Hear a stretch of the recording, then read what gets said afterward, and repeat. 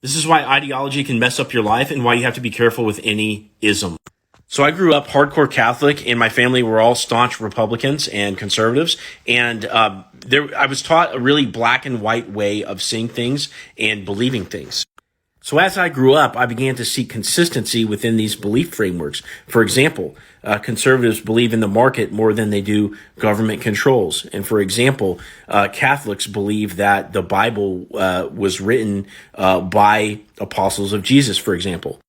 And so in the evolution of my own personal belief system, I found libertarianism and then anarchy over conservatism because, it was more consistent with the idea that, market is better than government.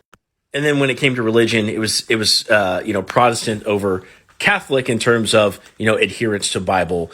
And I was following the most logically consistent things that I could identify within these belief frameworks.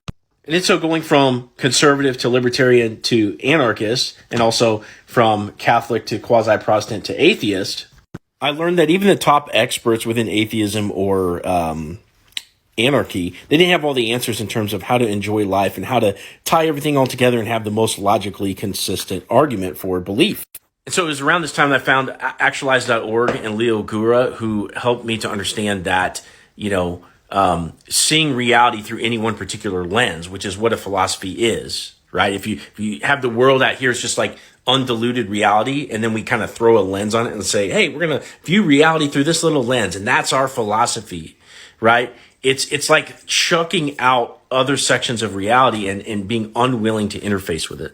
Now, how effective and happy can you be in the world when you're unwilling to accept what is? And so the red pill movement within the men's community is a perfect example of this. It's a philosophy that, we have to be careful about women and trusting women because of hypergamy and all these, pitfalls that you can run into when interfacing with women, which are all actual parts of reality as well. And so kind of what it becomes is like a bunch of dudes sitting around on podcasts, coming up with the most logically consistent answers that they can come up with. It's like a logic circle jerk, right? And how many of these guys are actually spending their time, doing pickup or going out on dates or having a really awesome relationship?